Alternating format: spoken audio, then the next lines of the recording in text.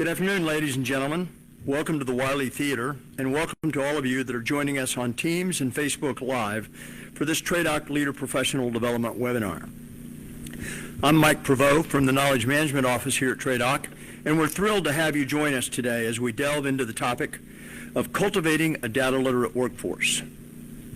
Our esteemed guest, Mr. Mike Formica, the Executive Deputy to the Commanding General at TRADOC, will be sharing his insights, expertise, and examples on how the command is using data to enable decision-making here at TRADOC headquarters. As the CG Civilian Advisor, Mr. Formica is responsible for the long-term management and investments of TRADOC, as well as organizing business operations and managing the civilian workforce. His extensive experience and strategic vision will provide invaluable context for our discussion on data literacy.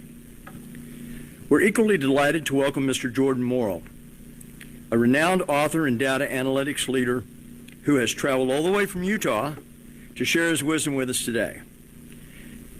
Often referred to as the godfather of Army data literacy, Jordan brings a wealth of knowledge and passion to this field.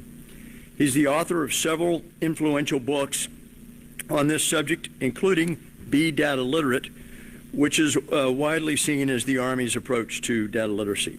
His upcoming book, Business 101 for the Data Professional, is eagerly anticipated and set to be released soon. Together, Mr. Formica and Mr. Morrow will engage in a conversation about the significance of data literacy in today's data-centric world.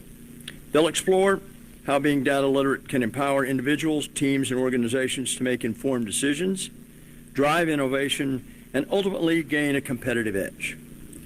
As we embark on this journey to understand the importance of data literacy, we encourage you to ask questions, share your thoughts, and think about how becoming more comfortable with reading, working, analyzing, and communicating with data can help you make an impact on your part of the organization and work smarter, not harder. So without further ado, I'll hand it off to Mr. Formica for opening comments. Mr. Formica. Hey, Mike, thanks. Can you all hear me? Okay. All right, thanks. Thanks, Mike, for that kind introduction. I'm not sure esteemed's the right adjective. Maybe it's steamed, that's for sure. But look, it's wonderful to see so many folks during their lunch hour here. And you're not eating in the auditorium, so I understand you've forsaken that opportunity. But it's great to see you here. And I just want to say up front, and I think the CKO team made sure I would say this, you don't have to be a mathematician or a data scientist to get into this, and we all need to understand it better. And we are blessed today to have Jordan here to help us better appreciate what data means to us. Aside from the fact it was one of the Secretary of the Army's imperatives that the Army become more data analytically in making and informing decisions, it's important to TRADOC. And I just want to sort of set the stage so that you as action officers or branch or division chiefs can appreciate why it matters and why you becoming data literate matters to us, all right? And I'm going to use a current example. And I don't know if anybody's in here from the Surgeon General's office. And if you are, please don't take offense to what I'm going to do in talking about a task that you're working. But look, the Army's got a good problem. The problem is recruiting has exceeded capacity in the United States Army right now. Capacity for basic combat training. And so we've done the analysis. Do we got enough drill sergeants? Well, yeah. And we've also done the analysis. We need to have them at this ratio of drill sergeant to soldier. Otherwise, we get significant attrition or bad behavior in formations. So, yes, we got enough drill sergeants, and the Army's working to make sure that we grow enough to meet the emerging problem. Do we got enough DFACs in barracks? Yes, we do. All right. Do we have enough support personnel? Kind of. So let me give you the example. The example is medical support personnel. That's why I said the Surgeon General's office. So as part of a program called TRADOC Operation, whatever TOM stands for, okay, which is, what's it stand for? TRADOC Organizational Medical Support, which we initiated about 4 years ago, in which we used data to justify the growth of these organizations at our basic combat training locations. Okay, that data indicated that if you have medic staff inside of BCT formations, basic combat training, the attrition rate goes down because you get a soldier looked at more quickly by a medical professional, he gets put on a rehabilitative program, and he gets to stay in the curriculum, and he doesn't recycle out, okay? And, oh, by the way, it costs a lot of money to recruit a soldier. I'm not going to say how much because I'm not absolutely sure, but it's more than like $1,000. It costs a lot of money. So every time you go up a percentage point in attrition, you're losing money, plus you're not putting a soldier in a formation inside of Forces Command. So when we have to grow, we need to be able to say we need more medics. And so what the team is doing right now is looking at that historical data, and they're going to give me predictive analysis, okay, that's going to share if we don't get more medics, this is what we think the attrition rate is going to be in the United States Army, okay?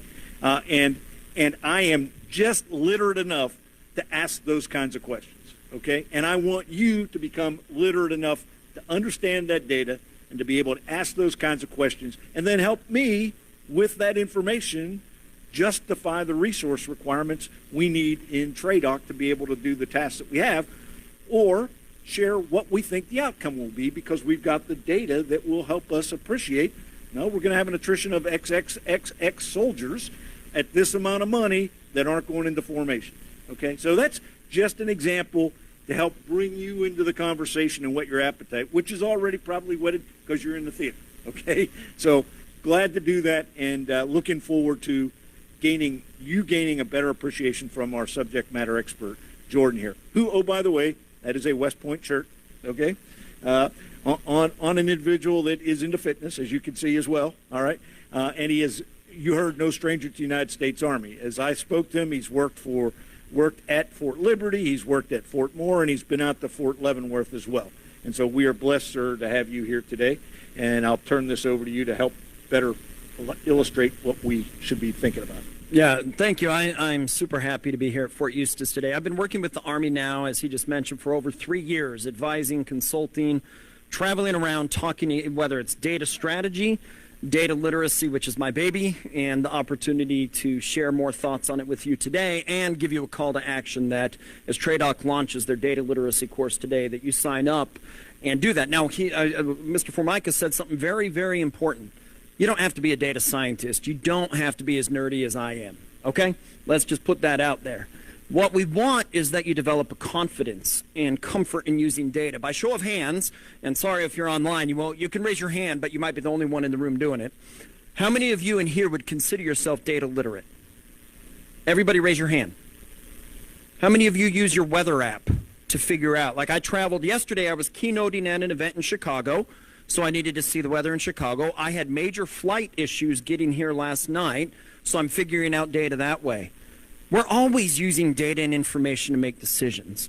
And so as the Army is putting forth resources for you to utilize data, don't think you have to become a statistician. You don't need to learn machine learning and coding unless you want to, and then, hey, reach out to me, I'll help you out. But the reality is what we want you to do is become comfortable. Make it a part of your work, not in addition to your work, so that you can read, work with, analyze, and communicate with data. I've been on the data, I helped invent this entire space all the way back in 2016.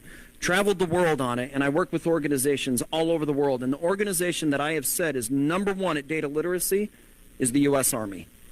#2, and that goes for any private. I work at Nike, I've worked for BMW, I've chatted with Disney. Army is #1. Guess who #2 is? A similar organization. It's Scottish Fire and Rescue out in Scotland. Isn't it interesting that you have a military and a fire and rescue service that are doing the best? It's not the private sector. So when you hear what the resources are and what you can do to develop, take advantage of them and harness them. And #2, the last thing I'll say is thank you so much for your service. Yes, I've been at West Point. I've taught the cadets out there. I go out there every year leading a train the trainer around data literacy. And so any opportunity I have, when I get a message saying, hey, can you travel out to Fort so-and-so and help, the answer is a big yes. So happy to be here. Well, thanks for that. Jordan, could you walk us through, the 4 steps that you talk about, or the 4 skills associated with the data literacy that we should seek to achieve? Absolutely. And I'll give a little background of where this stemmed from. So all the way back in October 2012, there was a quote from Harvard. Anybody here go to Harvard? I'm about to rip into Harvard, so I can't offend people. Harvard actually didn't realize it at the time, but it did a big no-no. And they said the sexiest job of the 21st century was the data scientist. So organizations then went out to go hire data scientists and didn't know what to do with them. And that kind of scaled back the industry some. And so all the way back in 2015, I was working for American Express at the time, and I ran a business intelligence group. And I would train people on what we were developing. But the way the training took place, and you might have experienced it at times, is I would train people on the dashboard. This is how you use the dashboard. That is not the same as training an individual on how to use data and how to make decisions with data. So I started to build a curriculum. And how many of you have seen The Big Bang Theory? It's one of my favorite. I'm a nerd, so obviously it's one of my favorite shows. But my leader was a lot like Sheldon. If you remember Sheldon, PhD, physics. My leader was a PhD in physics, socially awkward beyond socially awkward. I presented a new curriculum plan, and she told me no. She said, no, we're not going to train these things. Maybe in the future. They're not ready. So I put it on the back burner, but the thought never left my mind. And then I got hired by a company to build out data literacy because that's what the industry and the world was ripe for. And so to his question, the 4 characteristics that you have to be thinking of, and they can actually be applied to now AI. Right? It's not just data literacy, but now AI is everywhere. You don't need to fear it. There's a bunch of hype, a bunch of talk, but there's a bunch of practical application. And the 4 characteristics are the ability to read, the ability to work with, the ability to analyze, and the ability to, originally the definition said argue with data, but that confused people. Like, are you arguing with your data? Are you positioning it? So we changed the word to communicate with data.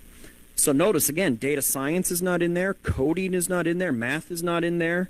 It's this ability to be confident and comfortable utilizing data to make a decision. And as I spoke with the group this morning, we met for a while this morning, we were talking about one of the key terms you need to realize is data is just data. It just sits there.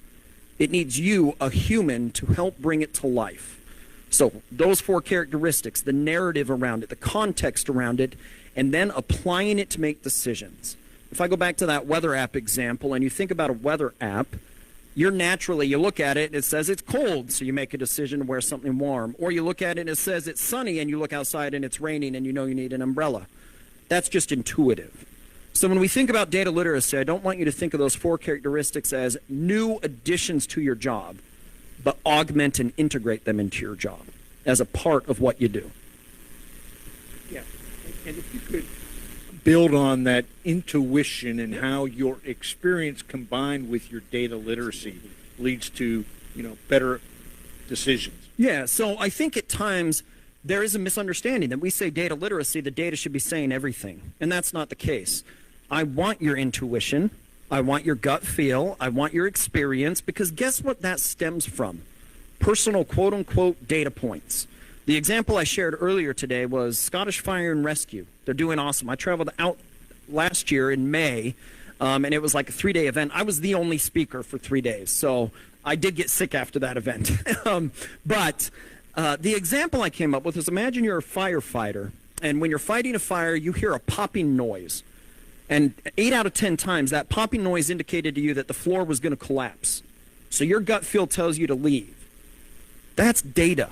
It doesn't feel like it because it's not numbers 1, 2, 3, and 4. It's not in an Excel spreadsheet or a database.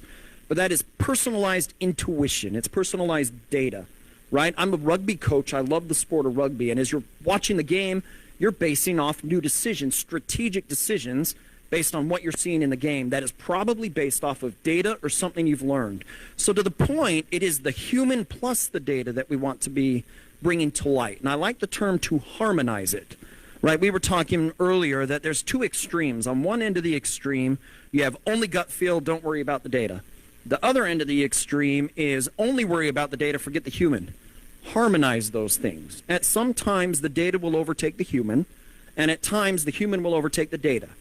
But over time, this is an iterative approach. And as it iterates, you're combining and harmonizing the human, yourselves, all of that. And Corinne, wherever, I don't see, where'd Corinne go? Oh, she's behind me, so no wonder I don't see her. But we were talking earlier, it's not just the data either. It is the human ability to be creative and bring the data to life and storytell. right? It is not. I was telling the story. I met with the CEO of an organization once, and I said, and it was a data vendor, how many data scientists are you going to have present to like your board or your C-suite? I asked him something like that, and he did this. And that's not fair. There are data scientists who can communicate. But the point is not lost, that a data scientist is trained on data science, not the arts, not on storytelling. So it's a holistic approach that needs to come to light when we do these things. Yeah, and so I think the other thing that you shared this morning was, the intuition combined with the skills that you described, right? And so what would you recommend beyond taking the courses that we're going to describe here in a minute? What would you recommend as practical application or practice to be able to marry those things together? It's threefold, and if you've seen my TED Talk or TEDx Talk, it's 2 C's of data literacy, and I created a third. Because you're exactly right. It's one thing to learn all these things. It's another to then apply them in some sort of setting. And what the number one thing you can do is learn to ask good questions. Like you said, data literacy, my first C of data literacy is curiosity. I have 5 children. How many questions do you think I get on a daily basis? Way too many. And they know me, hopefully, as the dad who says never stop asking questions, even though I tell them to shut up at times. But curiosity. Right? Why does the chart look the way it does? This is an interesting one. We were talking about it earlier, and in the military and fire and rescue, you're taught not to question your leaders, right? You get an order and you go. That's not the type of questioning I'm talking about. I'm talking about if the data doesn't look right, or why are we seeing spikes in the data, or do we have enough of the medical personnel that we need, or what are the outliers? Number one, apply question asking with those 4 characteristics. Number 2, is provide creativity to the data. How many of you got up this morning and said, man, I can't wait to talk data literacy today as the number one thing on your agenda? Okay, I got a couple, and that one I actually believe right there. Hopefully we're making this more enjoyable, but the human element needs to come in from a creative perspective. Storytelling, data has been around since cave people said, eat this berry, don't eat this berry. Right? And if I communicate it with my family, they know which is safe. But my enemy over there, I don't need to communicate it, they'll go away. Data has been around forever. Storytelling has been around forever. How many of you think you, at some point in your life, had a genius level of creativity in you? Let me share a story with you. There was a longitudinal study done with, I believe, 1,600 children that at age 5, 98% of them tested at a genius level of creativity. Age 10, it went down to maybe 32%. Age 15, it went down to like 17%. 200,000 adults were studied at age 31 at a genius level of creativity, and it became 2%. So it was in us as children, to a degree. 98% of us, right? So we'll count me out, and the rest of you were genius levels, okay? I call children data literacy detectives because they have this practical way of creatively trying to figure things out, right? And I understand organizations from the Army to private sector, you have policies, procedure. I'm not telling you to break those things. I'm telling you to get creative with the data. And then number 3, my third C to apply to the 4 skills of reading, working with, analyzing, and communicating is please block off time every single day. Could be just 20 minutes where you don't look at your phone, you don't look at your computer, you block everything off, and you critically think on the data. If you want to get creative and see just how powerful our minds are, shut everything down, put a problem on the board that you're trying to solve, and think about it for an hour, and watch how many solutions you come up with. And then you apply those 4 characteristics to it, right? So we have 4 hours a day for our brains to do deep work. By show of hands, please don't raise your hands, because you have people in here who might care. How many of you do not have a busy job? We all do, right? And so imagine now utilizing data and AI to augment you and to free up that hour so you can problem solve better. Notice I didn't tell any of you to go learn how to code. I didn't tell you how to do math. I'm not telling you to do any of that. Curiosity, creativity, and critical thinking. That's very helpful. And so I just ask you all, and I'll go a step further, okay? While this is an Army organization, the professional dialogue from your perspective, helping us better develop a better solution to a problem is always welcome. we, and I think I can speak on behalf of the commanding general and certainly the deputy commanding general as well. We don't want the stock answer. And if there's an error in what we're seeing and you've seen it, we need you to share it with us. And that critical thinking and your understanding of the data will bring that forward. Often referred to as the Napoleon's corporal approach in presenting that to leadership. So that'll be very, very helpful to us as well. You spoke briefly about AI, okay? And Mr. Lasher here, who's the G6 of our organization, did several LPDs on AI. Could you, and I'll set some context here. We will assume that we are able to build in a secure environment a large language model or whatever the generative machine is to help us. Walk us through how you have seen that, increase efficiency and effectiveness in organizations that you've worked with. Yeah, I can use one or two practical use cases, one from me and one from my organization. But the first thing I'll say is there is a lot of hype right now around AI, right? And whenever people look for clicks online, right? And so what you want to do is get behind the scenes to figure out use cases. And a use case is the key to everything when it comes to AI, because AI is an augmentation of you. So let me give you two examples of this. Number one, for me personally, I am the data literacy nerd. I'm the guy who helped pioneer this, helped invent it. But if I'm told you're going to go give a one-day workshop on data literacy, guess what I have helped me build? My outline, generative AI. I have it all up here in books and all these things, but I'm like, I'm going to teach at so-and-so company. I need an outline that's 4 hours. These are my 6 key topics. Build me an outline. But then I apply my human intuition, my knowledge, my experience to that outline for something that could have taken me 4 to 8 hours to build. I'm now done in 30 to 60 minutes. That is the power of generative AI, where it allows you to generate things. A second use case comes from the company that I work for. I'm their senior vice president of data and AI transformation, and they go out on sales calls, and they have to build requests for proposals, RFPs, that can take hours upon hours to build. Well, I had a guy, a gentleman who's tried to get me to buy his software for a long time. It was machine learning, and they've now had an LLM built on top or within it. So I said, okay, I want to test this against my request for proposal process, where we have hundreds of thousands of pages or whatever. So we took a small sample out of it and said, build an LLM on top of that. It's secure, it's firewalled, it's all that. And so then I was just talking to one of my guys yesterday, and he said, what could have taken 15 to 20 hours now takes 3 to 5. You are now opening up multiple hours to be creative, to dig deeper into the work. That's cost savings. That could be more sales coming through. And then you apply it here. Like a third example I could share is now think of all the paperwork and information that TRADOC and the Army has. Imagine sticking an LLM on top of that, and you say, well, I need to create a personalized development plan for this type of soldier. Instead of having to go research and hopefully find the documents, you type that into an LLM, you get the outline, don't just run with it, and analyze it, communicate with it, interpret it, and create a new development plan. I think that's one of the powers of generative AI is the customization that it allows. Yeah, and I just want to reinforce the last point you made there. Don't just run with it.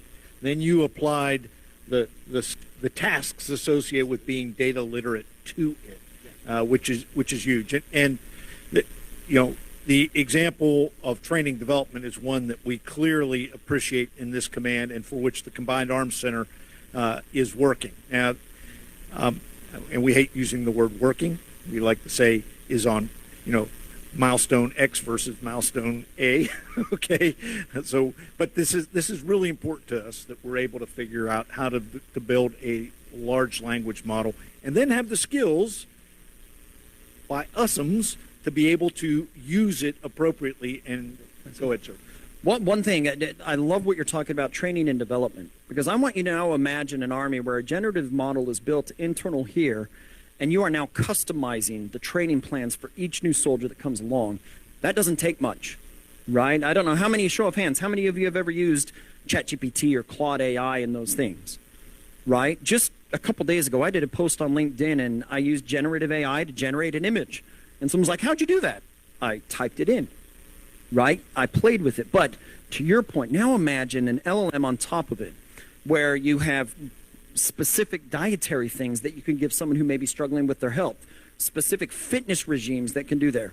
Sam Altman and I think it's Ariana Huffington are building a health app, large language model. Now imagine doing that here. The potential with the Army is amazing to me from that personalization. Let's thread a little bit further, and we have a wearables pilot ongoing inside of the United States Army CIMT right now, and that data perhaps feeding that so that it is accurately tailored to the individual based upon the sensors that you have on your body. Great. Look, I'm probably going to ask one last question, then I'm hoping I'm going to get some questions from the field here, the audience in person or out. But I guess the last thing I would just ask your perspective on, okay, is as AI comes on board, okay, beyond having data literate individuals work it, what are some cautions that we ought to be concerned about as well? Okay. Yeah, I think this is a very good question, because I am a big time optimist with AI, right? The ability to create and watch computational power bring things to life. Poverty can be hit in a good way. Climate change, food scarcity, all these things can be solved, but there are issues. Number one issue is the data that feeds the AI, garbage in, garbage out.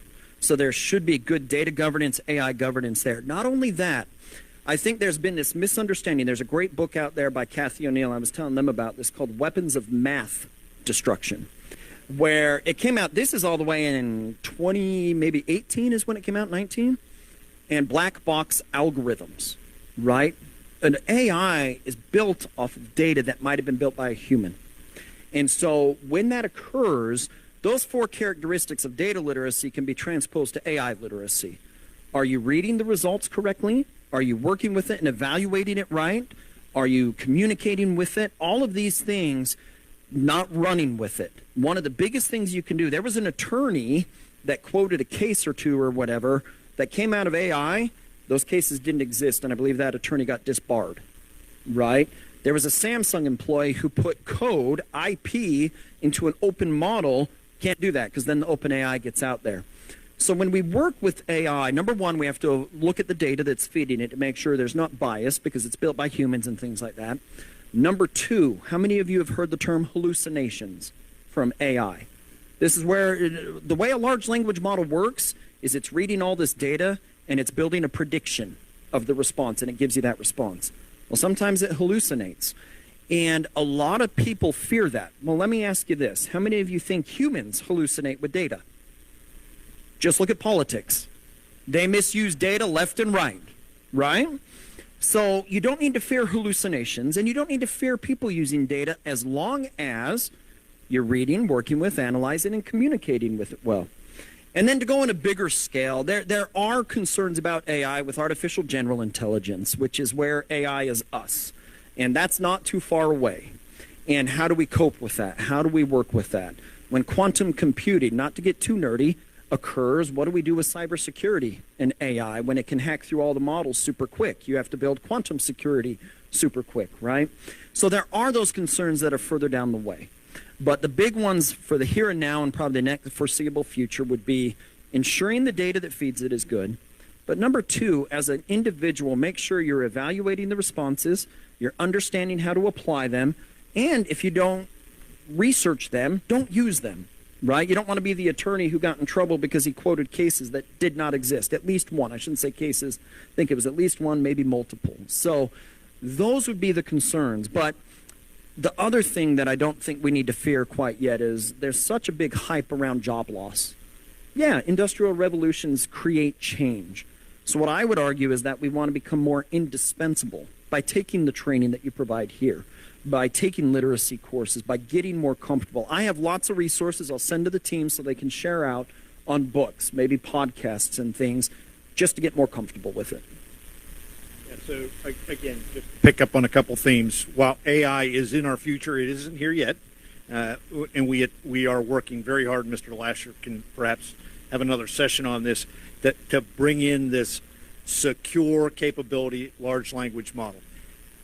But as Jordan said, and it applies right now, and I suspect the surgeon is struggling with this, is what is the authoritative data that you are using to come up with the questions and then the answers that help us go forward? Because everybody is going to question the data above us. It just happens. And when we can say we use the same data source that you used, then we're going to have commonality in that, and our recommendations will be more acceptable than if we've deviated. Last point to the job loss piece. Some of you may have been in here last week when we had a town hall and I put on the screen the aggregate manning of TRADOC against our mission essential tasks. And you might have noticed the tasks on the right side of the screen as I was facing it were below 50% in manpower, right? Wouldn't it be great if that 50% of manning in those tasks were empowered by artificial intelligence to do the tasks they know they have that they can't get to because they don't have enough resources to do it? The tasks aren't going away, and people probably aren't going to be any more, but if we had this kind of capability, they'd be able to be more productive in performing those tasks. So that's a way to fill in the holes that we have inside of our formations, perhaps. I'll add to that. I love that last part. When you think about AI, think of it in two terms: augmentation and integration, right? There are areas where AI can fill in. When you do not have capacity, budgets are constrained. It's like for me, I would love to hire right now 10 data scientists. That's for my role, and just do amazing analytic work. It's not going to happen, right? That budget is huge. But what if I hire one or two, invest properly in the right AI, and just say, I don't need you to write all the problems yourself, do all the modeling yourself. I'll let the AI do it. You two just supervise it. Much different conversation. So find ways the AI augments and integrates into your workflow. Okay. Do we have any questions from the audience here? Excellent. Thank you for breaking the ice. Do we have somebody? There's a microphone there. If you want to stand up, please.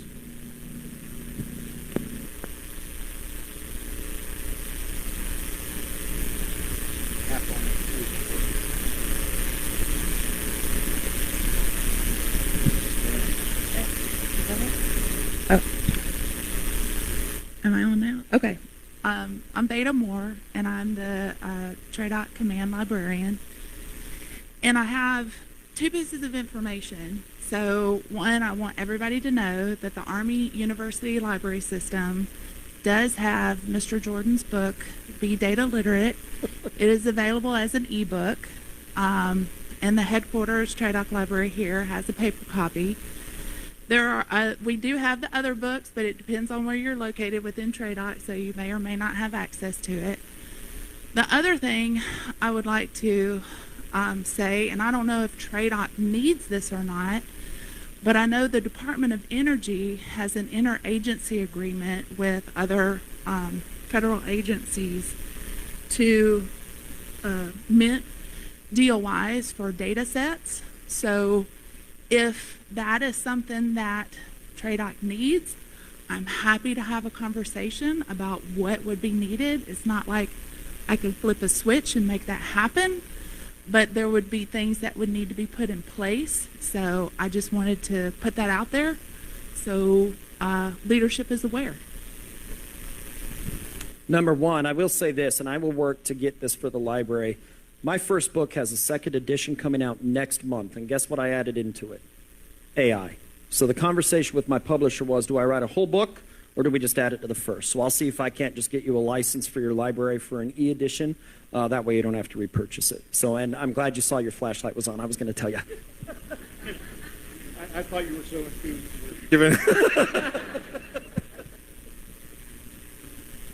Hi, I'm Kevin Tabor from the OCKO, Office of the Chief Knowledge Officer. Just to piggyback on that, when did you start writing your first book? What was your inspiration there? And who was your target audience to become the author? Oh, man. First off, if you had told me I'd have 4 books by the end of this year, and I've already got my idea for the 5th, and I'll probably start writing, I never would have thought I would have done that. So I had talked to someone all the way back in maybe 2017 or 18, probably 18, about self-publishing and co-writing a book. And trying to self-publish was a lot harder than we ever knew. And he lived in Singapore, I believe it was, and I'm over here. We had an advisor in Australia. Logistically, that's a nightmare. It didn't work, right?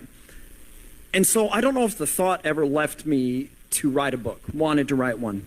I got lucky. So I was interviewed by a gentleman named Bernard Marr, who has, he's one of the biggest names on LinkedIn and data. He's got like 2 million followers.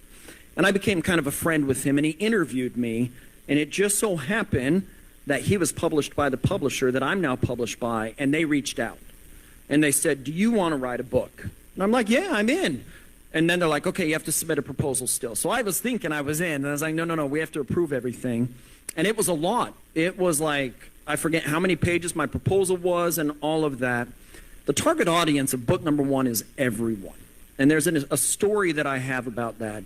I love mountains. I love to run in the mountains. I've run multiple ultra marathons. And I was coming down a trail once, and someone I knew was coming up, and she said, congratulations on the book. I'm probably too stupid to read it. Something like that. They're missing the entire point, right? Be data literate is for everyone to understand, and hopefully, I mean, the coursework is based in the Army off that book, or a lot of it, right? And so it's for everyone to understand it, right? In fact, just yesterday or today, I did a post on it. I partnered with Chandra Donaldson, if you know who that is, CDAO of the Space Force. She's been acting deputy of the Air Force, a children's book, hopefully a children's series on data literacy. First book just launched. And so the inspiration, I'm a nerd. If you can't tell, I love this stuff. So I just like to write. An idea comes to me. I never knew I would like to write so much. If you're interested in writing, let me know. I've gotten multiple people book deals over the years with my publisher because I just turn them over to them and say, look, here's an idea. And if they like it and it's a part of what they're looking at, great. And if it's not, they might share ideas of what they're looking for. And we get book deals that way. But a book I recommend everybody read about writing is called Snow Leopard. And Snow Leopard by Category Pirates. It's the funniest authorship. It's a group of them. The only thing I don't agree with in the book is I don't want to self-publish. I love having a publisher take care of everything. They advocate self-publishing. And other than that, best book I've ever had. So if anybody wants to look into a book deal, just hit me up and I'll introduce you to my publisher or talk to you about it more.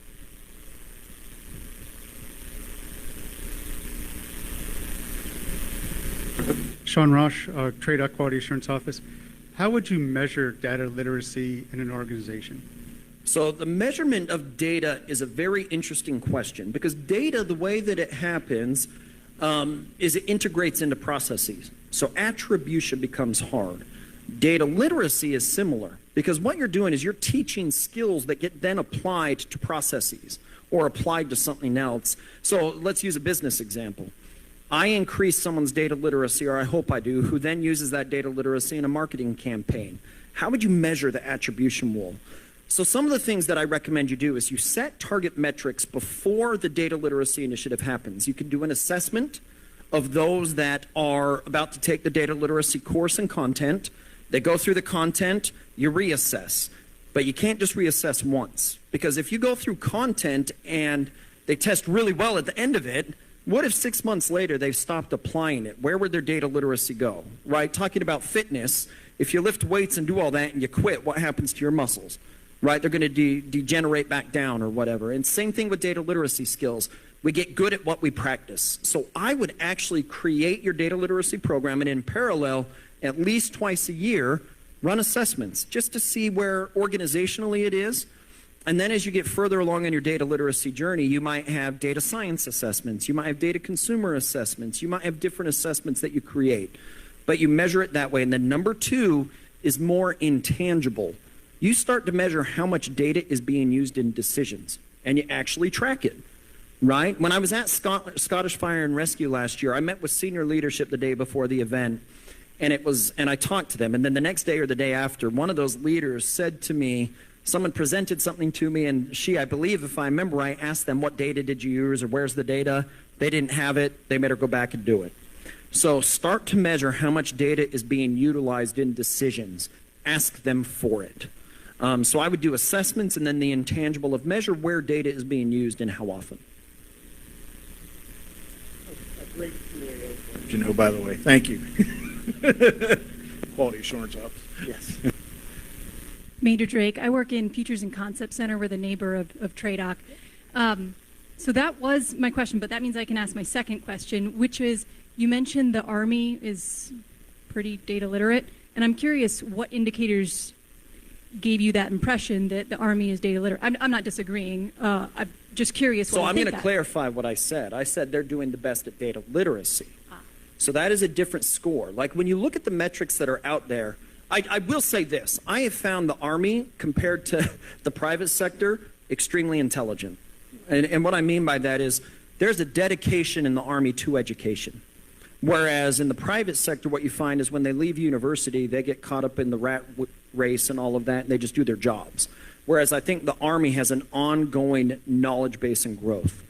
Now, to the point of data literacy, I'll share a couple metrics with you. With Click, when I was there, Click did a study. I worked for them, and I was the data literacy guy.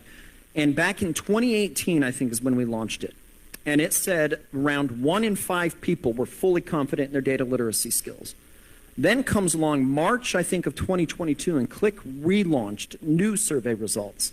Guess what that number went to? Any ideas? 11%. Roughly 1 in 10 people thought they were data literate or were fully confident in their data literacy skills. It went backwards. Now, does that mean we became dumber? No. I think it became more cognizant of where our abilities really were.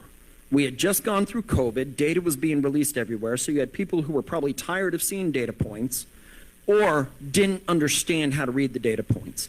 I would probably bet that if I went around and said, are you data literate? The answer is yes. I showed that earlier. Are you fully confident in your ability to use data in your position in the Army? It would probably be less than 10%. Now, if I asked that honestly at most companies, they'd probably say the same thing. So this is not some Army versus this or that. It's everywhere. There is not anywhere that I have found where everybody is just excelling in this. So what matters is a recognition and then action and plans to go forward and structure, which you're launching today here at TRADOC. This program is for the Army. Well, it's for everybody inside of TRADOC and FCC as well. And I will tell you, I participated in about an hour session yesterday with the Commanding General in the Combined Arms Center, and specifically the Mission Command Center of Excellence. And the topic was, okay, what level of data literacy do we need at echelon in the Army? Okay, and principally focused on theater, armies, corps, and divisions, and what are the skill sets that need to be present there, and how do we develop those skills? And the answer at the end of the day was, we have to start when they enter the Army, okay? Because we have to get people comfortable with being literate all the way up. I questioned why a lieutenant needed to have it when on the battlefield a lieutenant probably wouldn't be using the data that we were trying to discuss. But in reflection and in counseling, okay, I became enlightened as to it really does start early. And so we are attempting here with the programs that we've developed to get caught up, right? And we as an Army intend to be bringing this in, certainly in the Officer Corps, as part of basic officer leader training, and then through professional military education for the NCO cohort, warrant officer cohorts, and the civilian cohort as well. And I'll add in, last November, I was invited to West Point because freshman math there, 103 or whatever, it was changed to be calculus heavy to data literacy heavy. That way all the cadets, so I was there for a week, I taught the freshman plebes, and I met with people in the department to help make sure the design of that class was appropriate. And they did a great job. And that way, to your point, one of the keys is, that if you remember, there are 4 characteristics. But the reality is, for a lot of people, it's just getting really good at asking questions. And number 2, it's creating data fluency. Can we speak a common language around data, information, wisdom, all of these things? TRADOC, knowledge, doctrine. Are people, like, how many of you know what a Markov chain analysis is? Anybody? Hey, yes, my fellow nerds right there. But a Markov chain is a probability, essentially, analysis. If I say probability, people understand that word much easier. That's fluency. That's me going from the technical modeling into probability, which is a fluency modeling. And so these are things to be thinking of with all this training.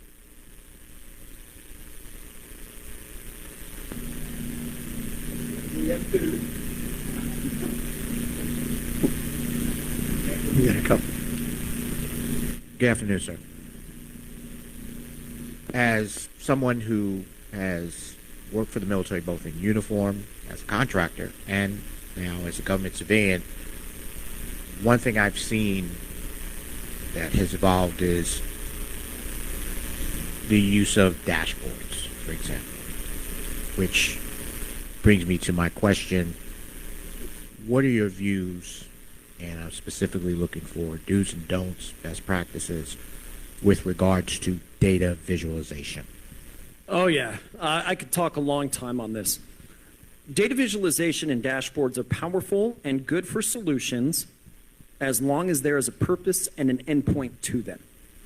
There was an organization I met with once that had 200 or 400 dashboards, and guess how many they were using? 6. So why in the world are you maintaining all the others?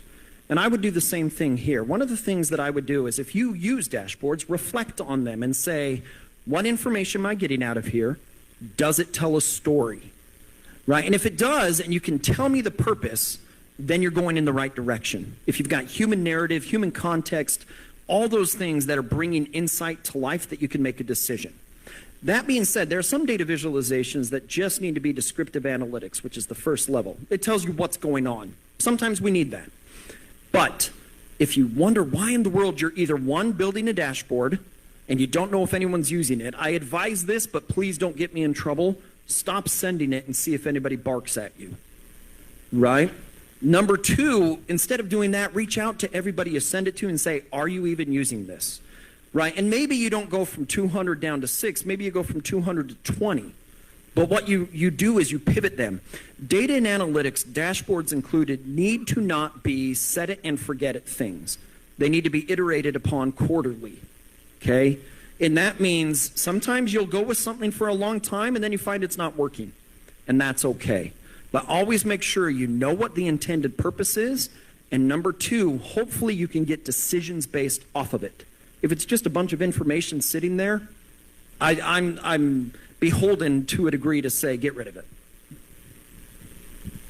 Great question. Thank you. Sure. Okay.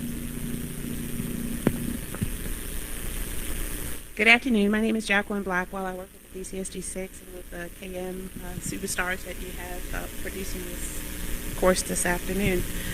One of my questions is, we as the Army and as other military organizations collect data about everything from everywhere.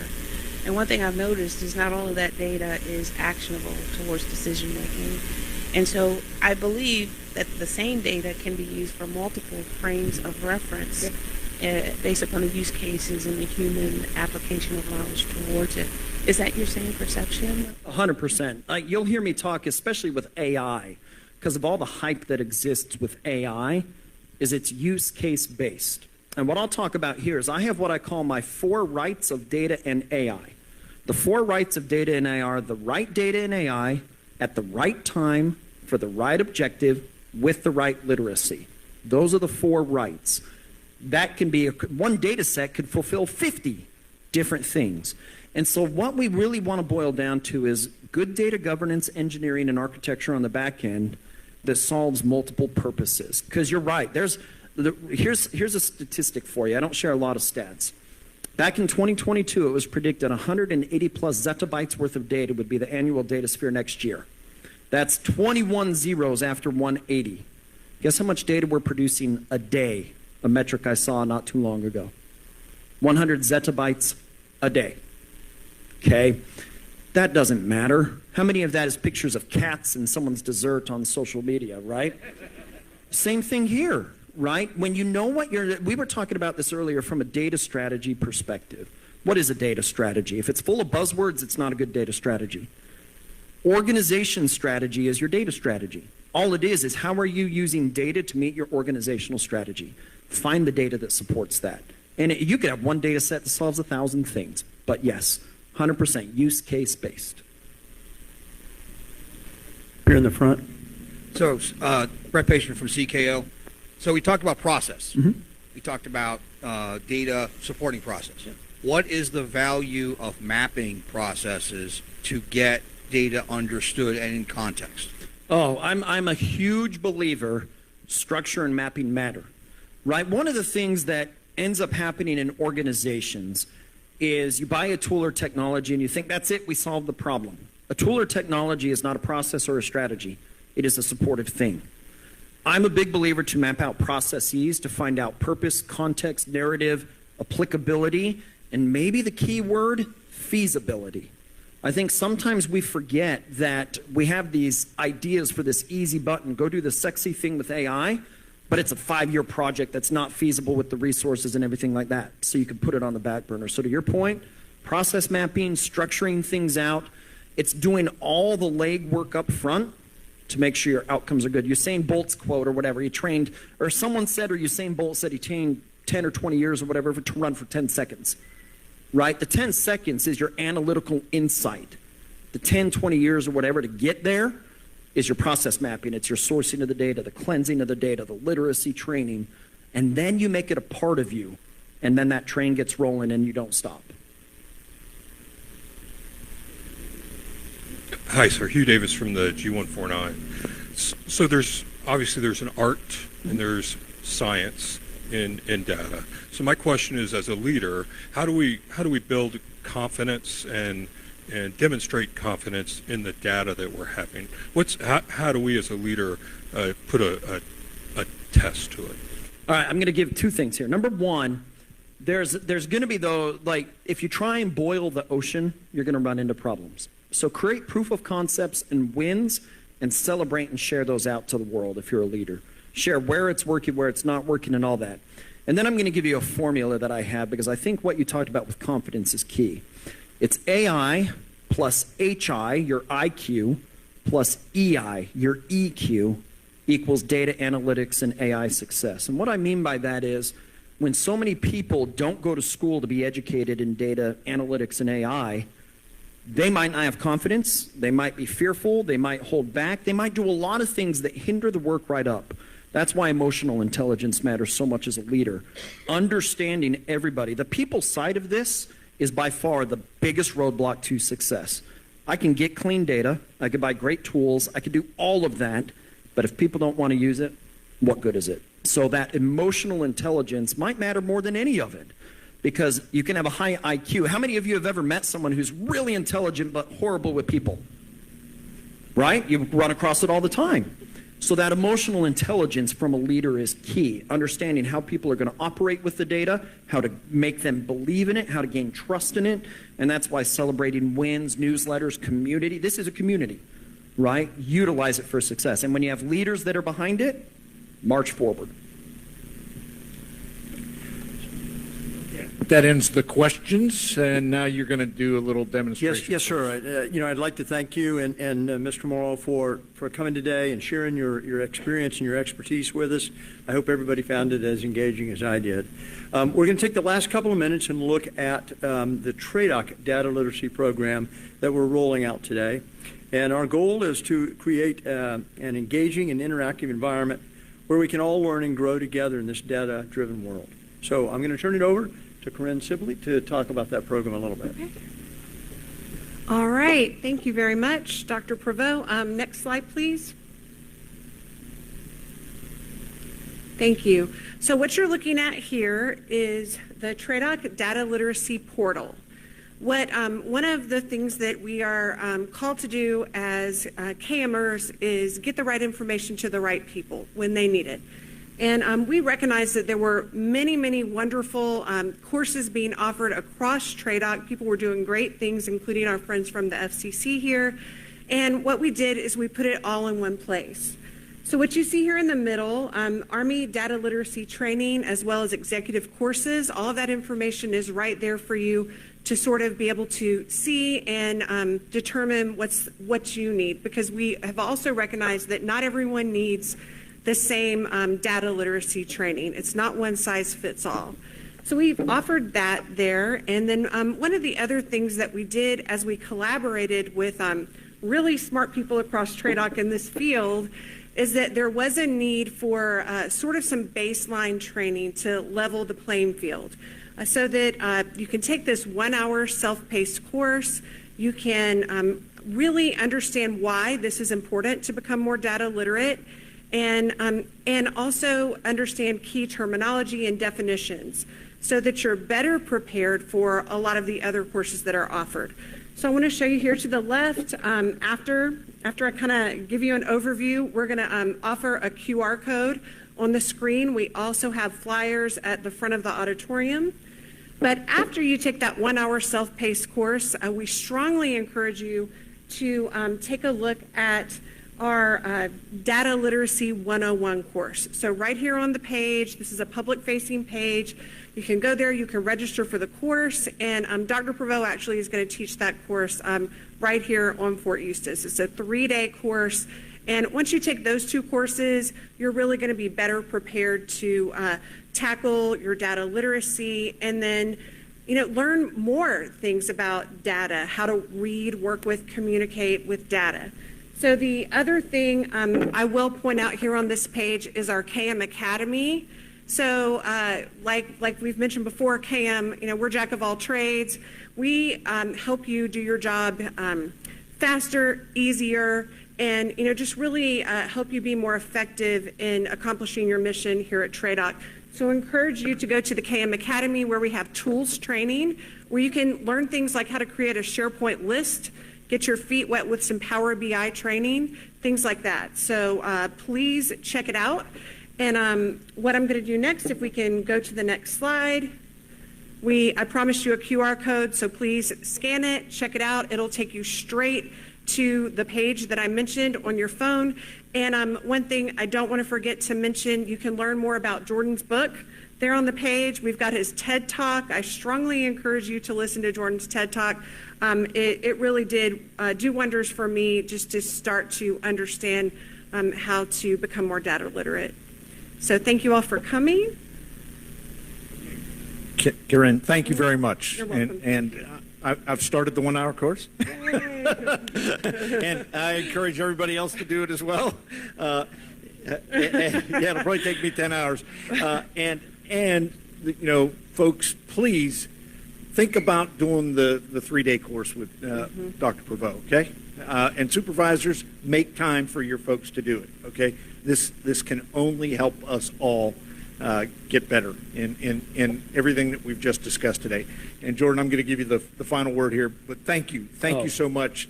This has been fantastic, and appreciate your genuine interest in the Army and sharing your vast experiences and knowledge with us. Over to you, sir. Oh, absolutely. Thank you for having me, and happy to travel out and do this. The last thing I will share is I am an open book.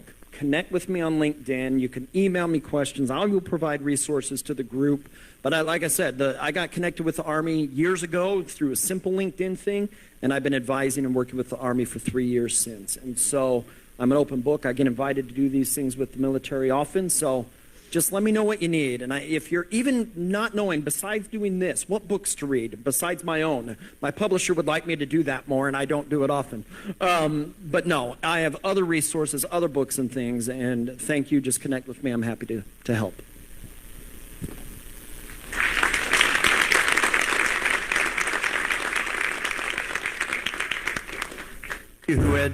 For those of you who had questions online, we'll be getting with Jordan and getting the answers back to you online. Thanks.